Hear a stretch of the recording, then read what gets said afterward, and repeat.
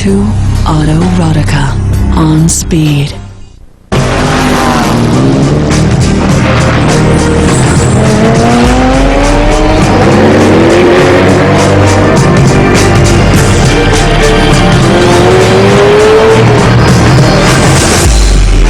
Welcome to Behind the Headlights, Speed Channel's documentary series that tells the stories of some very special automobiles. Vehicles so unique that they changed history and affected the moods and attitudes of generations. Hello and welcome to a very appropriate venue for this episode of Behind the Headlights, which features Ford's GT40 Mark IV. This is the legendary road circuit at Le Mans in France, site of the famed 24 Hours, where Dan Gurney and A.J. Foyt's car became a racing legend. When a Ford Motor Company bid to buy Enzo Ferrari's company in 1962 failed, Ford president Henry Ford II decided he would conquer the Italian racing king on the world's most prestigious automotive stage, Le Mans. What resulted was the most determined and expensive motor racing campaign ever witnessed, with a no-excuse-to-lose philosophy. In this episode of Behind the Headlights, we'll take a closer look at the Ford GT40 and see how a combination of Yankee ingenuity, British technology, and Henry Ford's determination to win at all costs made the car an international and timeless sensation. I think the thing that made it a great accomplishment, an American company decided that it was going to go to Europe and win against all the European companies, something that had never been done before. Nobody but Henry Ford could make that decision. They called it the swinging 60s. The British Revolution had hit. The Beatles and the Rolling Stones were driving teenagers wild. Flower power, hippies, and the summer of love were replacing the beatniks of the previous decade. In 1964, the first military action in Vietnam began that controversial war in Southeast Asia.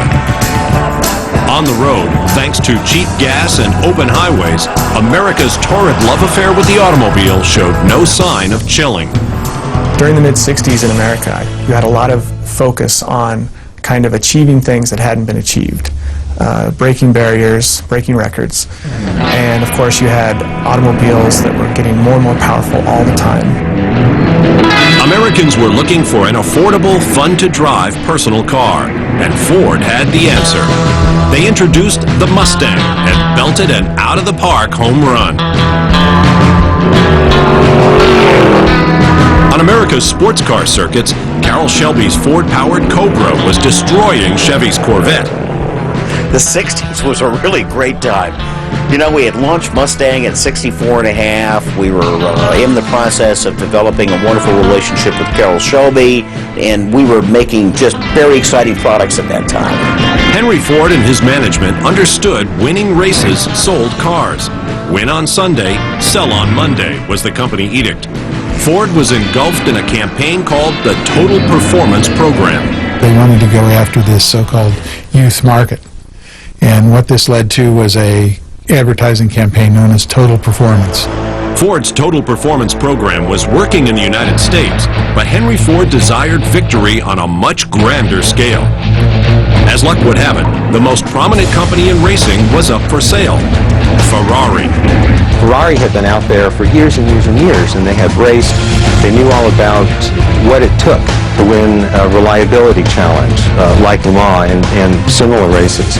Ford didn't.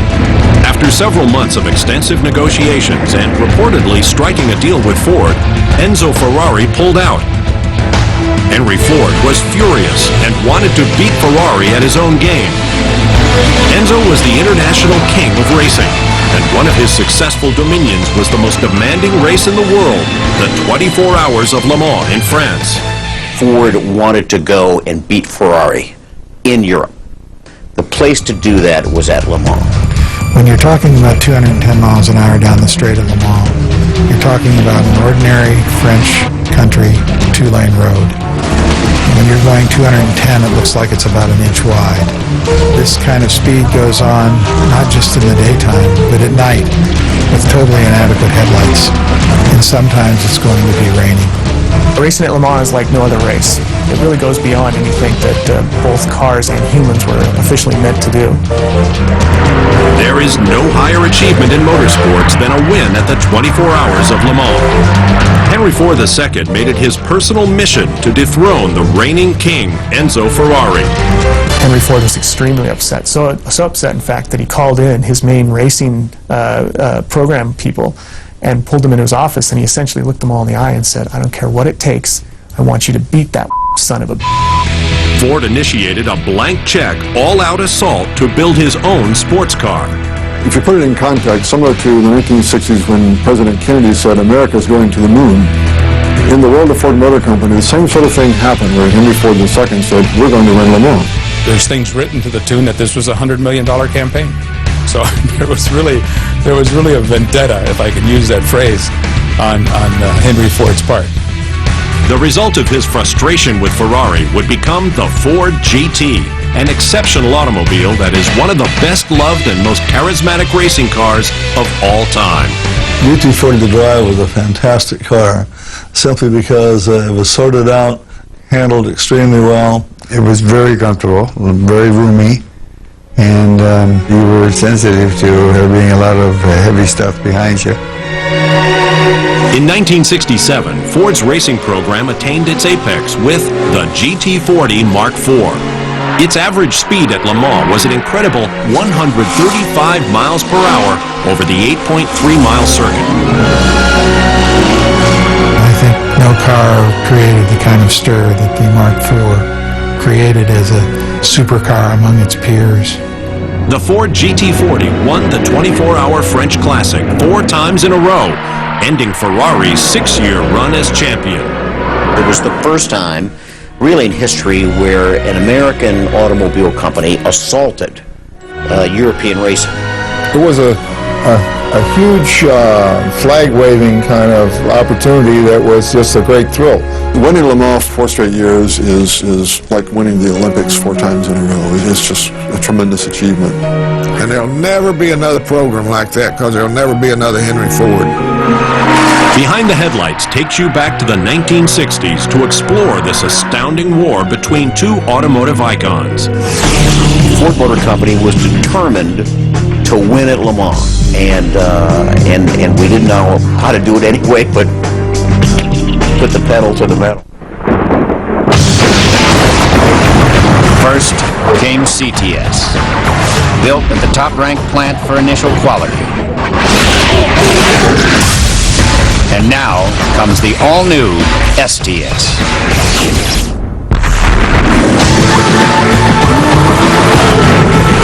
Lightning strikes twice.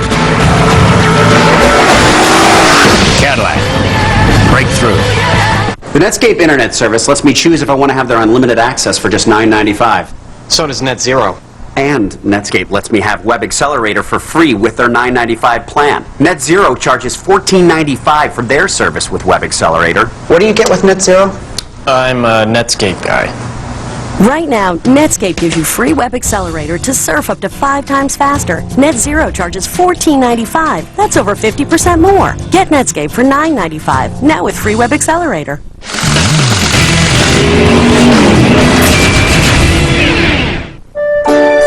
These people are getting answers to the most important questions they'll ever ask. Questions about their health. They're finding those answers in a single place. WebMD. 20 million people come to WebMD every month. They find vital information that used to be scattered in 100 locations, now all in one place.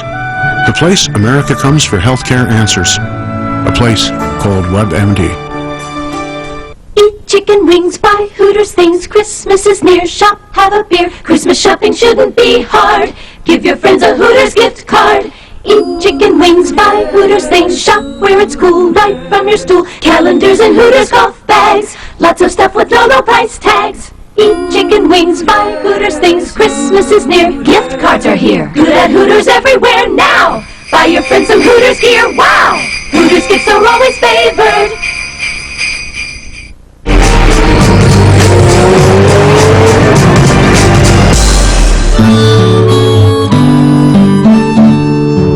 Following World War II, Ford Motor Company was in dire straits. Sales had plummeted. and the company needed new leadership and new direction. Only in his 20s, Henry Ford II was chosen to replace his aging uncle Edsel at the helm of one of the largest motor companies in the world. Young Henry proved to be the right man for the job. He quickly revitalized the company and put it back on par with Chrysler and General Motors. No American companies ever had anybody like Henry Ford that ran them. He was the dictator. Benevolent, by the way. Despite sales increases, Ford was still known primarily as the old person's car company. One written account says that in the early 60s, Ford Motor Company's image was analogous to Maytag. It was reliable but not very exciting. They wanted to capture the youth market and get away from cars that were pointed at old ladies. And racing, of course, is the best way to do that. They made a bigger commitment to auto racing than probably any other manufacturer in the world. What Ford wanted to do, Henry Ford II particularly, was have a representative at the international racing scene. And he wanted to win specifically the 24-hour of Le Mans. Henry Ford took out his checkbook and looked for a likely acquisition. Ford zeroed in on the most prestigious name in sports car racing, Ferrari. Henry Ford II sent company vice president Don Fry to Italy for negotiations with Enzo Ferrari. They were very seriously looking at it and spent a great deal of money evaluating it and a great deal of time and effort. The price was $18 million. $18 million to buy all Ferrari. And here Ford probably spent $2 or $3 million just sending people over to Ferrari to see what was going on. And the whole thing turned into a giant fiasco. Henry Ford II thought he had a deal, but Enzo Ferrari is nothing if not mercurial. And at the last moment, he pulled out of the deal. When Don Fry, who had run that for Ford, came back and reported into Henry Ford II, always lovingly referred to as the Deuce, Henry said, "Don't worry about it. We'll kick their ass." It was important for their corporate prestige that they get out there and they field a car at a race such as Le Mans and win. The decision to create his own sports car was simple. However, the actual building of a Ferrari beater for the world sports car circuits was not. All new cars have developmental problems. You just don't build something and out of the box go to the pole position and win right.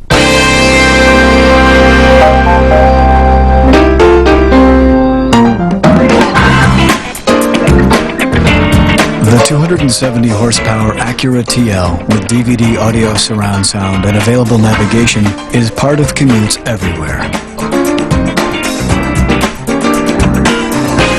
Possibly the best part. The Acura TL, a higher form of performance. Wednesday nights on Speed, the world's greatest auto shows. From New York to Beijing, the newest models and the coolest concepts. This show has more than just your average passenger car. Sexy, exotic, cutting edge. Wait till you see the lineup. The world's greatest auto shows. Always a crowd pleaser. Where sleek styling and rugged power sit side by side. Span the globe with the world's greatest auto shows. Bologna, Paris, and Tokyo. Wednesday, beginning 8 Eastern, 9 Pacific. Only on Speed. Yeah, I'm trying to add a new car to my policy online.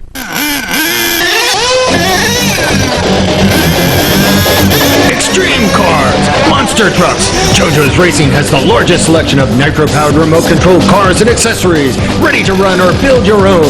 We can even fix them for you good as new. Plus everything NASCAR, from die-cast collectibles to jackets and more. Looking for two-wheeled excitement? Check out JoJo's Bikes and Boards. It's all at JoJo's Racing on Route 35 North in Sayreville, the best hobby shop in New Jersey.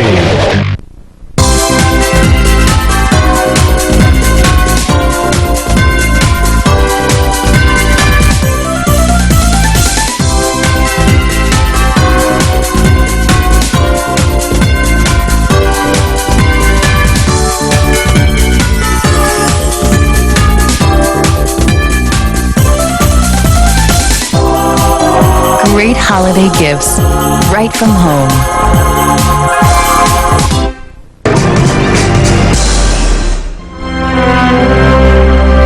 When Enzo Ferrari refused to sell his company, Ford initiated a relentless charge to racing glory with the development of a powerful American automobile. And what it led to was a massive, almost military-like campaign to unseat Ferrari's dominance in European sports car racing. The Ford Motor Company needed help to win on the world stage. The British possessed more experience and expertise at European-style endurance racing, so it was decided that the job could best be done in England. We paired with Eric Broadley of the Lola Car Company. He had a mid-engine Ford-powered car, coincidentally, that gave us a springboard to work from. Work began on the car, and by the end of March 1964, in only 7 months, the first prototype was complete. Bruce McLaren and I had done a lot of the testing on the car, sorting out initial bugs, you know, and it showed great promise. It was billed as the fastest Ford ever built. It was in keeping with the times, which was to take a fine chassis, usually British, and put a big honking American motor in it. The Indy engine's 256 cubic inches put out 350 horsepower at 7,000 RPM. That was considered to be powerful enough to send the GT down the straight at Le Mans at over 200 miles per hour.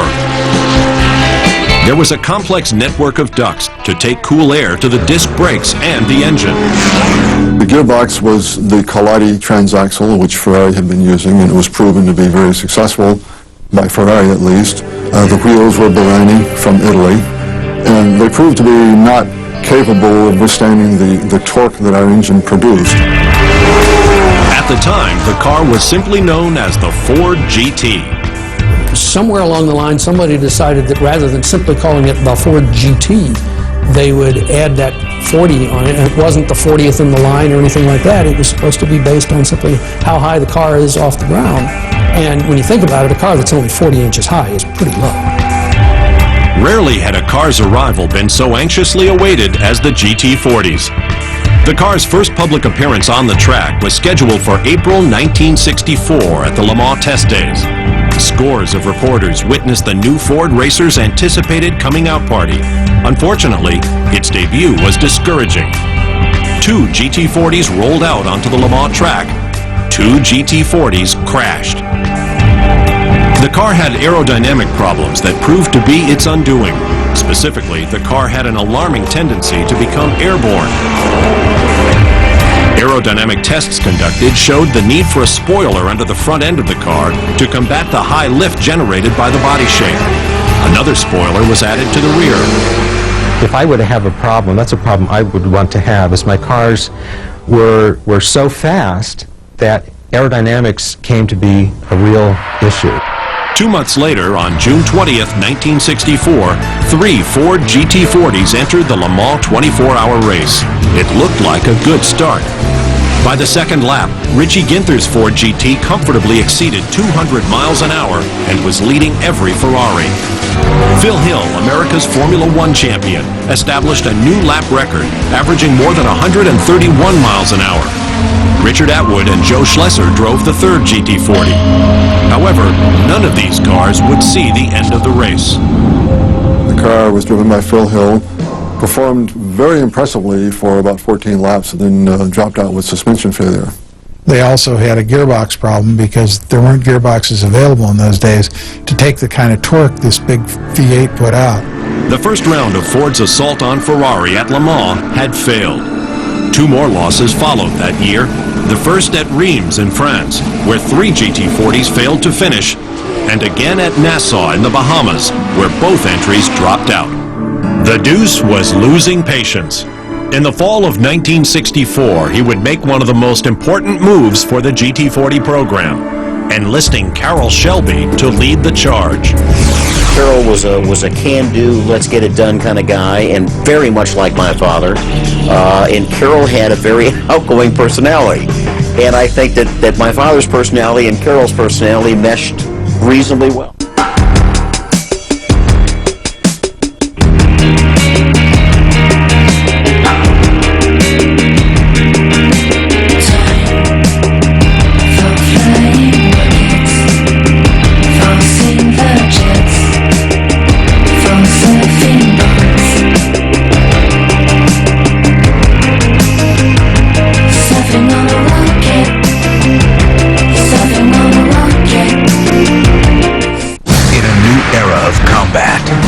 lone soldier Buckle up, folks.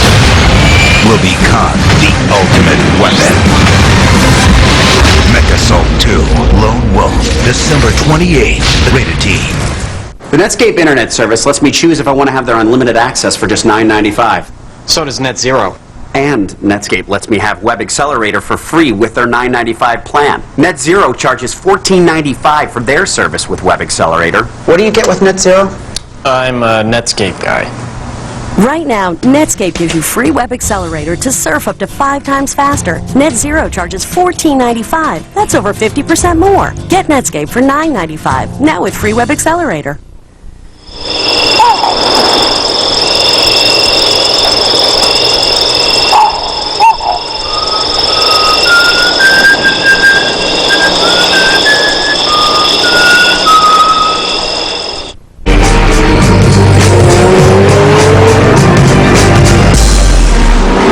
Shelby American Company, based in Southern California, had a 5-year contract with Ford to develop race cars. Carroll Shelby was setting the racing world on fire with his Ford-powered Cobras, upsetting Ferrari's hold on the GT class in 1964 at Le Mans. He had vast European racing experience, including a win at Le Mans in 1959 as a driver for Aston Martin. Shelby's expertise and knowledge were desperately needed at a time when the GT40 program was mired in failure. I think bringing in Carroll Shelby was in my opinion, a key ingredient to the success of the whole GT40 program. He had a shop full of talent that was unbelievable. Fellows that had been to Indianapolis time after time, fellows that had been in stock cars, fellows that had been in Formula One. We had mechanics from New Zealand, Japan, Australia, Italy, France, Germany, England. He had a fellow by the name of Phil Remington, who is certainly the greatest master automotive racing mechanic, fabricator in the history of American motor racing. Yeah, I know we had a lot of people, a lot of them were ex-hot rodders and pulled people from all walks of life. And it was a very cohesive group. Shelby American was a winning company, and we had a winning attitude. And if you have the right mind frame, you're not going to get beat. Shelby's team was under the gun to get the GT40 ready for its first race at Daytona. They had only 2 months to transform the car from one that hadn't finished a race to one capable of crossing the finish line. When we first got the cars, the first thing they did was take them to Riverside, and Ken Miles and Bob Bonner were out there, and they tested the car. They both hated it completely. So the car was completely ripped apart. Shelby replaced the original exotic 256 cubic inch Indy engine with his own 289 Cobra power plant. It was more reliable, with more power and more mid-range torque. It was capable of speeds on the Mulsanne Straight of 190 miles an hour in 1965. I mean, that is remarkable. The unreliable Kaladi gearbox was also replaced. Its substitute was a 5-speed ZF box from Germany. Shelby enlisted Aeroneutronic, Ford's aerospace company, to diagnose the airflow problems of the car. They found that the complex system of cooling ducts was not working as it should. So we went up there and molded up a bunch of exterior ducting to put on the tail of the car, trying to get more air to the oil cooler and also the inlet to the carburetor. They literally worked 24 hours a day, 7 days a week on that car, and they changed the engine, they changed the suspension, they changed the cooling, they changed the wheels, they changed the tires, transmission. The only thing that was the same on that car by the time we got to Daytona was the body. First up for Shelby's new modified GT40 was the Daytona Continental 2,000 kilometer race, a grueling 1,243-mile test of man and machine. The Shelby team was running 2 GT40s, one driven by Ken Miles and Lloyd Ruby, the other by Richie Ginther and Bob Bondurant. In the end, Shelby proved to be the difference, resoundingly beating Ferrari's P2s driven by John Surtees and Pedro Rodriguez. First race of the year was at Daytona. They won it. Second race was at Sebring. They took a second. Next race, they took a third. But this gearbox problem still persisted. In Sicily, at the demanding Targa Floria road course, the GT40 would compete with Ferrari's 275 P2 on its own turf. It was a 440-mile race consisting of 10 laps, each 44 miles long, with hundreds of tight corners. There, Ford's straight-line speed advantage meant little through the island's twisty mountain roads. Bob Bondurant and John Whitmore were the drivers.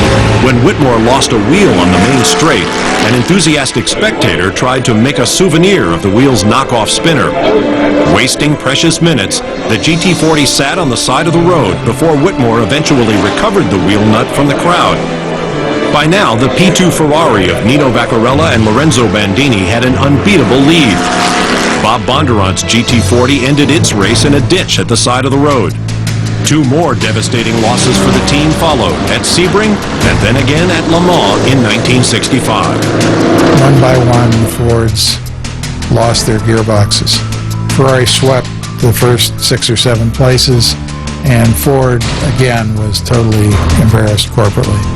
Shelby and the Ford team would have to go back to the drawing board if they wanted to catch Ferrari.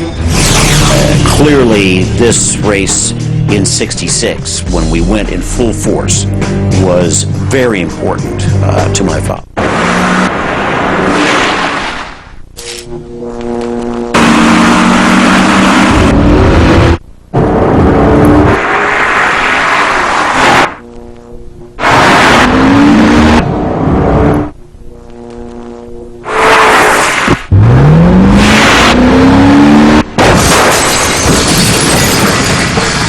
The new Cadillac STS. Assume nothing. You could drive this car for 20 years, this one for a decade, or this one even longer, and you'd still have guaranteed engine protection.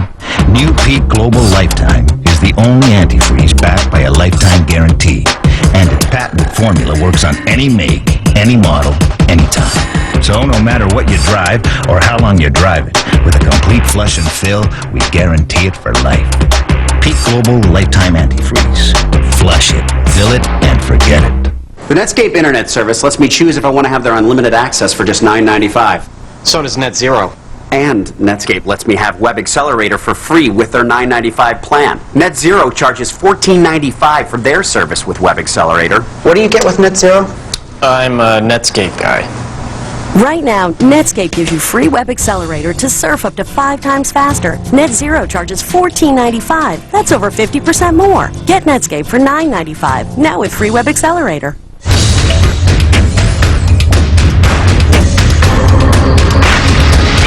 Barrett Jackson, coming in January, only on Speed.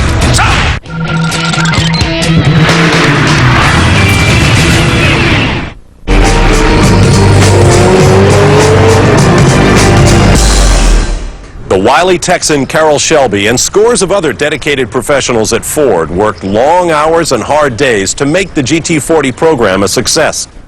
The car had begun to win in both the United States and abroad, but the ultimate goal was a victory in the grueling 24-hour race here at Le Mans in France.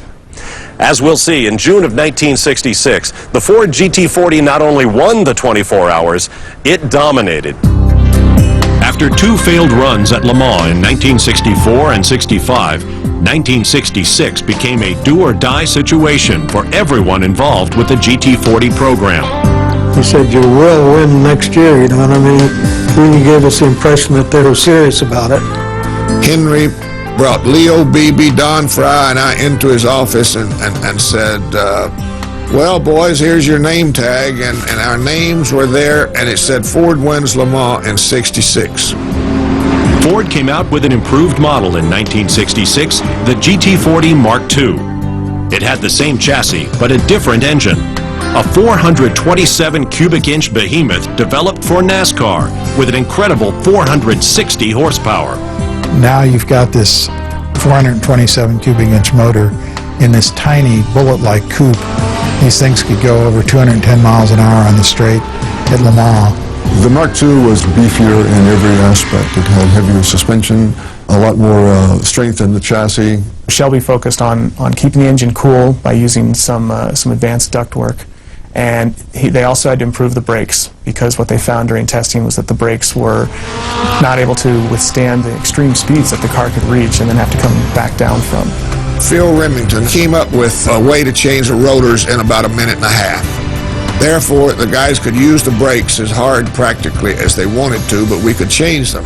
Up to that time, the rotors are on the back side of the drive flange, so we put them out on the front side so that we could change rotors pretty rapidly. Just pull a caliper out and hang it on the hook. Shelby's team also did something quite revolutionary. They actually built a dyno at Ford Motor Company where they can run an engine and transmission for a full 24 hours like it was running at Le Mans.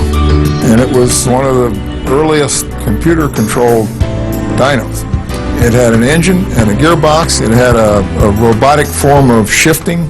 And with your eyes closed, you could hear this car going down the Mulsanne Straight. You could hear it downshift with a turn. You could hear it accelerate out of that turn. And you follow it for a whole lap, sitting there in Dearborn on the dyno. Le Mans is the most grueling international automotive competition in the world and has been the Everest of auto racing since 1923. It is 8.3 miles of rural roads, most of which are normally used by the public. Usually only a small percentage of the cars that begin the race will finish it a full 24 hours later. Le Mans 1966. Ford was there in numbers. Ford actually fielded 6 vehicles. 3 of them were under the Shelby American Racing Team. 2 of them were under the Holman and Moody Racing banner, and 1 of them was Alan Mann Racing.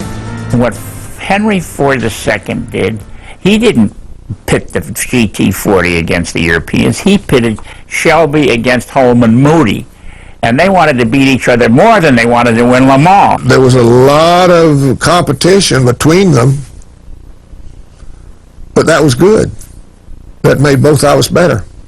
Henry Ford II had been invited to be honorary president at the 1966 Le Mans race. As president, he would drop the French flag to start the event. Through the night, the Shelby car driven by Ken Miles and Denny Hulme ran beautifully. But the Chris Amon Bruce McLaren car suffered brake problems, and they weren't the only ones. Le Mans can punish cars in many ways. By morning, there were only 5 cars left with a chance at winning. 3 GT40s and 2 Ferrari 330 P3s. Ken Miles had the lead by several laps when the Ferraris both suffered engine failure and dropped out, thus guaranteeing the Ford GT40 a 1-2-3 finish, which sparked an interesting idea. They tried to stage a Mickey Mouse finish with all the Fords coming across the finish line together. Ken Miles, driving a Team Shelby GT40, was ordered to slow down and let teammate Bruce McLaren catch up. With Ronnie Bucknam of the Holman and Moody team finishing third, the 1-2-3 photo finish was one for the record books. Miles thought he had won, and so did everyone else. But Ford overlooked an important Le Mans regulation. There was a rule that none of them knew about in the rule book that said whoever started the race further back at the starting grid had actually traveled a further distance. So Bruce McLaren was actually the winner because he'd started further back on the starting grid than the other 2 cars. They blew it. The way the race was timed and judged, the wrong car won. Miles had won Daytona and Sebring in the GT40, and he would have been the only driver ever to win the 3 major races in 1 year, and got robbed. Despite the controversy, the Ford Motor Company had reached the pinnacle of racing success. Henry Ford was ecstatic. This win was tremendous. You could hear the cheering in Dearborn as well as in France. Henry Ford II was exuberant, and he kissed the drivers. At the end of the 1966 race, when we came in 1, 2, and 3, I remember staying around Le Mans for probably an hour or so after the race, basking in the glow of the victory, I would say. But now Ford faced a bigger challenge, trying to stay on top. In order to keep them there, they would unveil their greatest iteration of the GT40 yet, the Mark IV. This really was the cherry on top of the dessert for Henry Ford, because indeed his company, through the learning experience of several years, had then internally produced a car that was the absolute dominant car in New Jersey.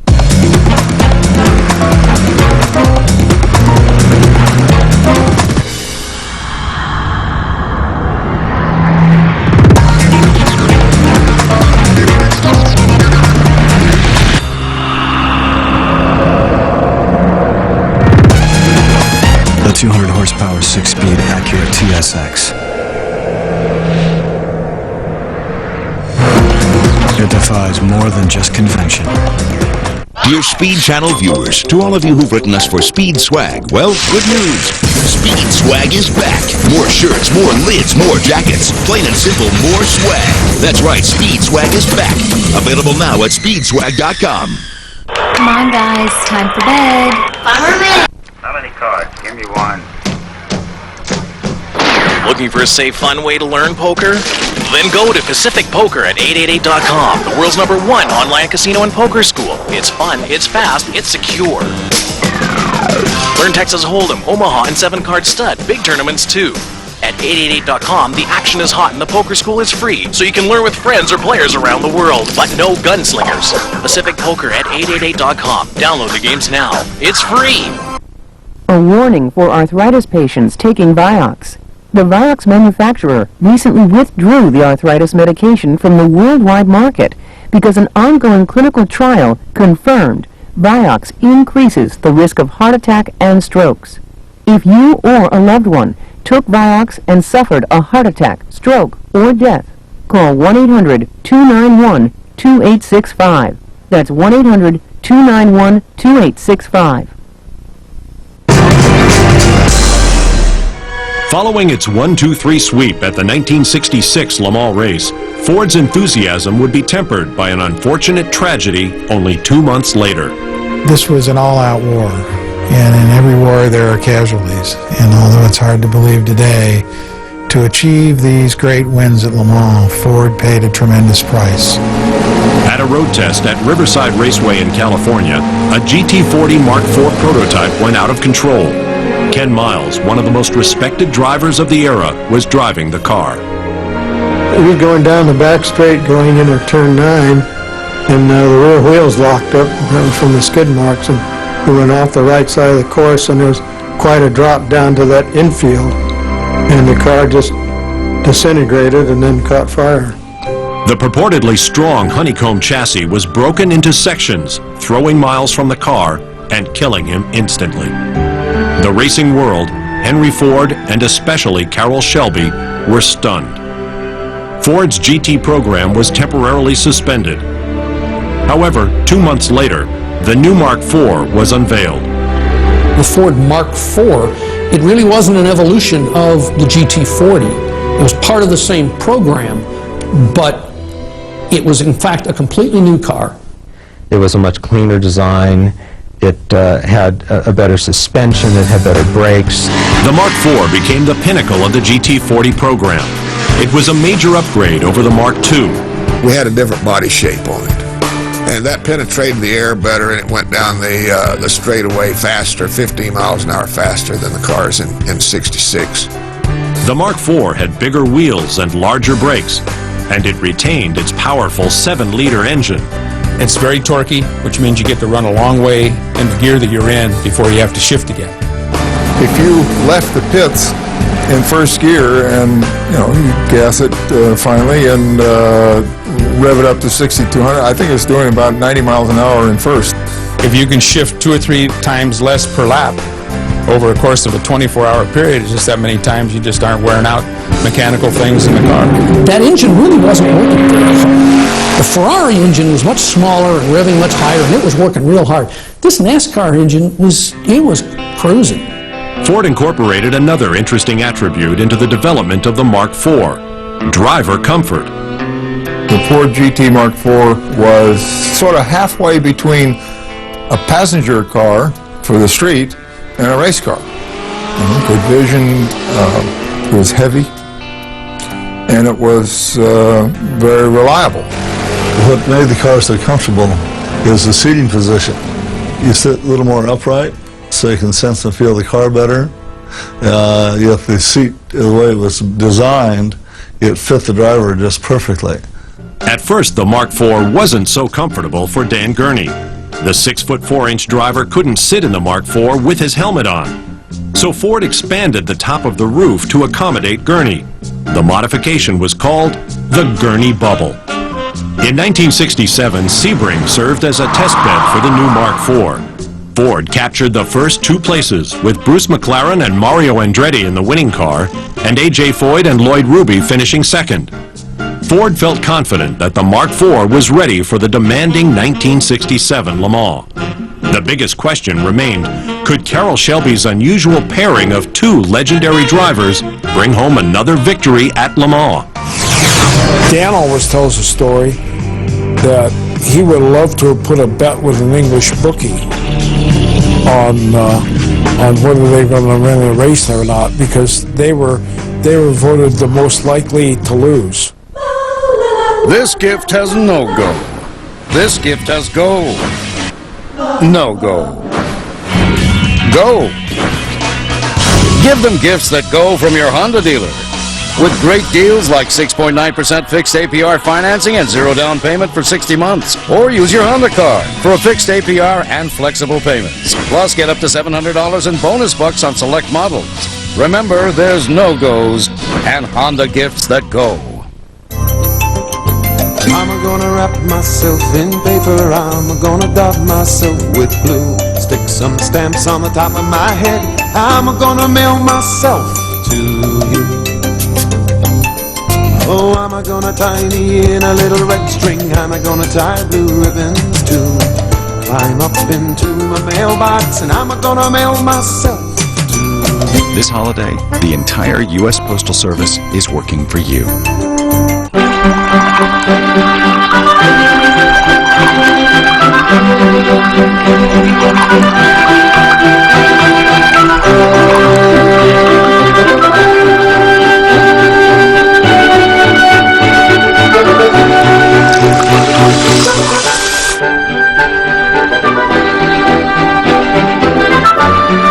Sometimes one more is one too many.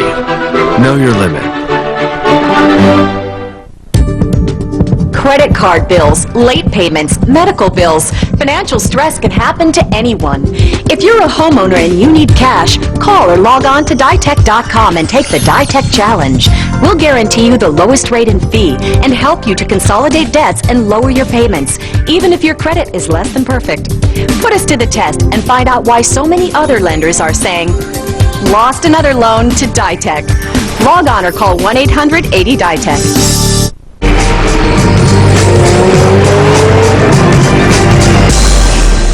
Even though the GT40 had won the most renowned race in the world for Henry Ford in 1966, there was still an air of discontent emanating from the Deuce. Henry Ford felt that the Le Mans win in '66, as great as it was, still wasn't All-American. So he very consciously set about developing an All-American team that included the drivers A.J. Foyt and Dan Gurney. And the car was the Ford GT Mark IV. Ford entered both the Mark II and Mark IV model GT40s at Le Mans, and they set the fastest Mulsanne straightaway speeds in qualifying. But the Ferrari P4, driven by Mike Parks and Ludovico Scarfiati, achieved quicker lap times. For the race itself, Shelby American and Holman and Moody each entered 3 cars, 2 Mark IVs and a single Mark II. The prospect of driving Ford's new GT40 Mark IV brought together 2 of the greatest drivers of their era, Dan Gurney and A.J. Foyt. While both were fabulous drivers, their racing backgrounds were entirely different. Gurney's experience was on the world sports car circuits and as a Formula One driver. Gurney was a veteran of the Le Mans race, having had several unsuccessful goes. Foyt was an oval track driver and had just won the Indy 500 a month earlier. A.J. Foyt had no history in endurance racing. He'd proven himself, obviously, at the Indy 500 race, but that was a completely different type of race. You know, it's an oval track, and it's a much shorter distance. It was expected that Gurney and Foyt would go out and lead the race and kind of set the pace and then break, and somebody else would win the race. But they were not the pick of the litter, if I could say it that way, of all the cars that were running that year for Ford. Shelby's conservative strategy at the '67 Le Mans stood in sharp contrast to his driver's usual all-out aggressive style. Dan Gurney by then had seen me win Le Mans 3 times. I don't know whether he took notice, but you don't do it by going super fast. No matter how fast your car is, you can't drive it that fast for 24 hours, or it'll break. I never ran a lap really hard. I always had about a 4-second cushion, I'd say. And I did that purposely. The race was only the last 3 hours. You saved the car, and then you had the last 3 hours. I didn't expect us to be leading the race early in the race. I thought this would come after attrition set in and everything else. Well, by the end of the first hour, I think we were in the lead. Gurney and Foyt's Mark IV took the lead and kept expanding it. 9 hours into the race, Ford held the first 3 places. But still, no sign of a smile from the deuce. Once again, it's clear the Fords are faster, but are they going to last? The Ferraris keep them in sight, but they can't make any great progress. Then, between 1 and 2 in the morning, the Fords hit a bad patch. Mario Andretti comes out after having his new brakes put on. The new brakes act up. Mario loses control, crashes the car. 2 other Ford team cars are following very closely. They also crash trying to avoid Mario. In a wink of an eye, 3 Fords are gone. We've got now the 1 Ford, Dan Gurney, A.J. Foyt in the lead by 6 laps, but 2 Ferraris are pursuing. Following the unfortunate accidents, Ford would now pin their 1967 Le Mans hopes on car number 1, Gurney and Foyt's GT40 Mark IV. They turned out to be absolutely terrific. They didn't have a big personality clash. They worked very well together. They communicated well, and they drove a brilliant race. This Friday and Saturday only, Zales has the lowest prices of the season. Like this $4.99 half-carat 3-stone diamond pendant, now just $1.99. Hurry, quantities are limited. At Zales, the diamond store. This Friday and Saturday only, Zales has the lowest prices of the season. Like these $299.99 half-carat diamond earrings, now just $1.99. Hurry, quantities are limited. At Zales, the diamond store.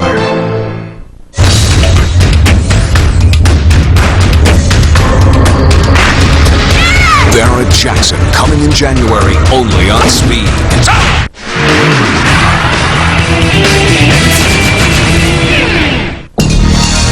Is your business losing sales? How many cards? Give me 1. Looking for a safe, fun way to learn poker? Then go to Pacific Poker at 888.com, the world's #1 online casino and poker school. It's fun, it's fast, it's secure. Learn Texas Hold'em, Omaha, and 7-card stud. Big tournaments, too. At 888.com, the action is hot and the poker school is free, so you can learn with friends or players around the world. But no gunslingers. Pacific Poker at 888.com. Download the games now. It's free. A warning for arthritis patients taking Vioxx. The Vioxx manufacturer recently withdrew the arthritis medication from the worldwide market because an ongoing clinical trial confirmed Vioxx increases the risk of heart attack and strokes. If you or a loved one took Vioxx and suffered a heart attack, stroke, or death, call 1-800-291-2865. That's 1-800-291-2865. As the 1967 Le Mans 24 Hours heated up, Dan Gurney and co-driver A.J. Foyt had their GT40 Mark IV poised to claim another title. He was running first, Ferrari was running second. The Ferrari was being driven by a man named Mike Parks. And it was clear the only way they were going to beat the Fords was if they could force them to brake. Mike Parks is right up on me, and then he's flicker with a little thing on the lights, you know, and you're kind of in the mirror, and it's bothering me. And he's flashing his lights, and he's trying to get Gurney to get the competition flowing, get the adrenaline flowing. It went on for at least 4 laps, but he wouldn't try and pass. He just wanted to harass me. And Gurney says at one point he actually pulled off the track. What does Mike Parks do? He pulled off behind me and stopped his car right behind me. And I sat there for at least 10 seconds, maybe a a little bit more, and finally, I guess he just decided, oh, this isn't going to work. So he pulled out and went on, and 4 to 5 laps later, caught him and passed him, and never saw him again. By the morning, the Fords were 1st, 5th, and 6th, with 3 Ferrari P4s between them.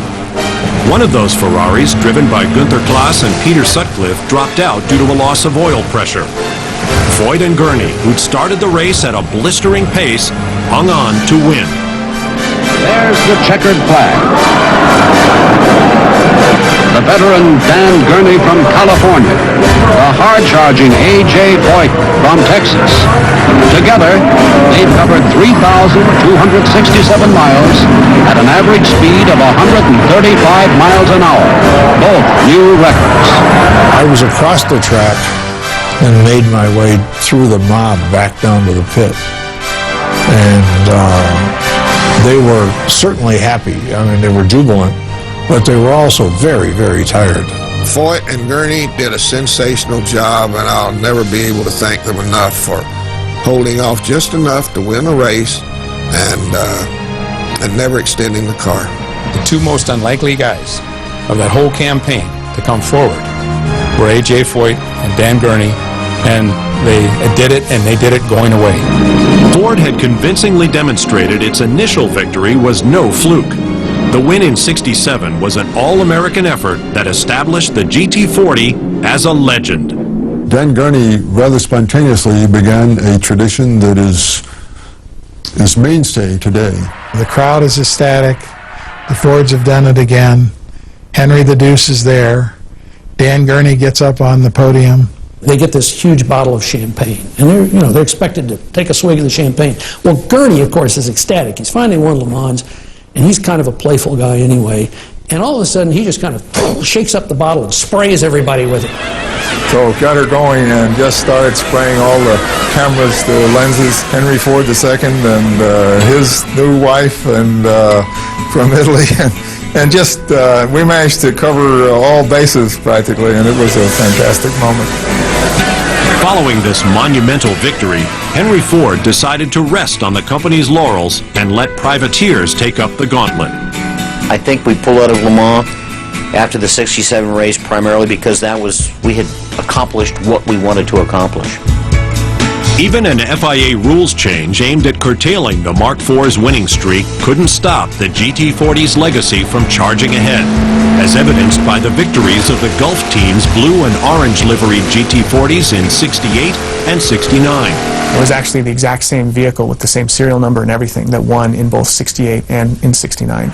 That may be the only time that's ever happened in the history of the race.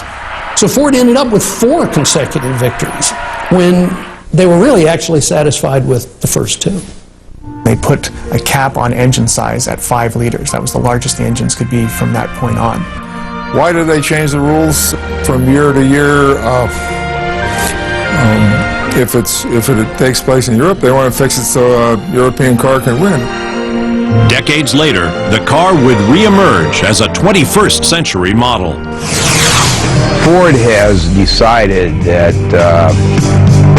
history is important. That going back and doing some retro stuff is good for marketing, and they're right.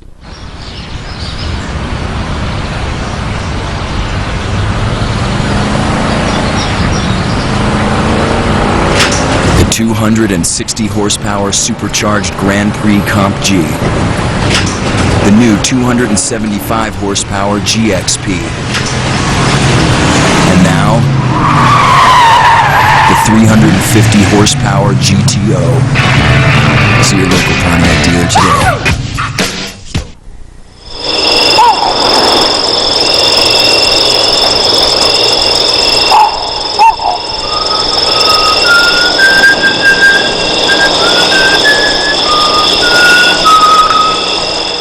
The Netscape Internet service lets me choose if I want to have their unlimited access for just $9.95. So does NetZero. And Netscape lets me have Web Accelerator for free with their $9.95 plan. NetZero charges $14.95 for their service with Web Accelerator. What do you get with NetZero? I'm a Netscape guy. Right now, Netscape gives you free web accelerator to surf up to 5 times faster. Net Zero charges $14.95. That's over 50% more. Get Netscape for $9.95, now with free web accelerator. On DVD. All I want to do is race. Better ain't the guy with the fastest car, just the one who refuses to lose. ESPN presents 3. With over 5 hours of Dale Earnhardt interviews and races. Go, boy, go! Own the 2-disc collector's edition today. Wednesday nights on Speed. The world's greatest auto shows. From New York to Beijing. The newest models and the coolest concepts. This show has more than just your average passenger car. Sexy, exotic, cutting edge. Wait till you see the lineup. The world's greatest auto shows. Always a crowd pleaser. Where sleek styling and rugged power sit side by side. Span the globe with the world's greatest auto shows. Bologna, Paris, and Tokyo. Wednesday, beginning 8 Eastern, 9 Pacific. Only on Speed.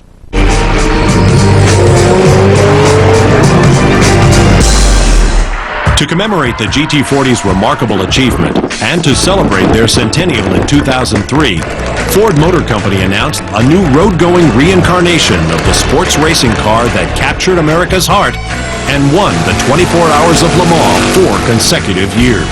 It's a really nice melding of absolutely up-to-date technology and a body design that is 35 years old, but is so good that it looks good today.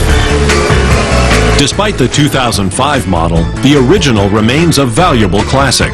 Prices can reach well over $1 million, and one particular Le Mans winning car is priceless. The celebrated 1967 Le Mans winning GT40 Mark IV now resides at the Ford Museum in Dearborn, Michigan. As a race car, no car from any manufacturer, let alone Ford, has accomplished what the Ford GT did. It was an American win for Ford Motor Company. And there was this great feeling of pride. By God, we can do that. Take that, Enzo.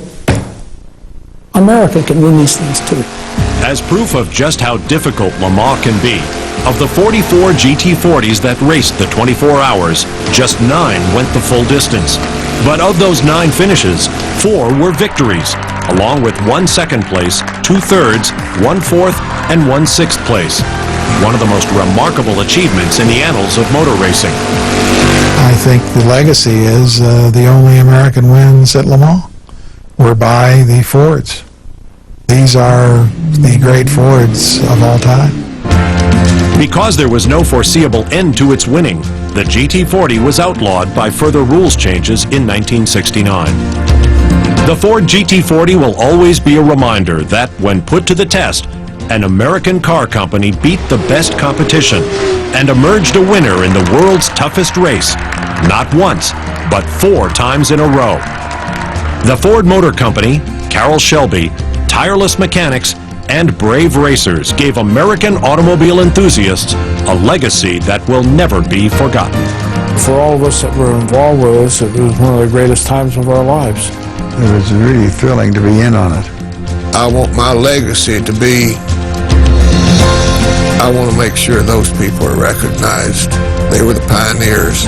The truth of the matter is I enjoyed every day. I really looked forward to going to work in the morning because I knew I was going to learn something new. It's absolutely that good. It was one terrific time, and one that could never repeat again. And after we won a race, I said, I don't care what happens now. We've got it. We've put our mark up on the tree, and there it is. One of the most remarkable aspects of the GT40 program is the fact that it ever saw the light of day at all. With unlimited funds but very limited time, it's almost inconceivable that a specialty program was able to create the quintessential racing car. It was because of Henry the Deuce's obsession with beating Ferrari here at Le Mans that he opened his checkbook in a way few company presidents have ever done. From the beginning, Henry decreed that the car would be built and that it would win at Le Mans, which it did in such resounding fashion that it became one of the most dominant race cars of all time, an unmistakable icon of the day when Ford took on the world's best here at the world's greatest sports car race, and won convincingly. I'm Bob Varsha for Behind the Headlights. Join us again in the future for more stories of some extraordinary automobiles.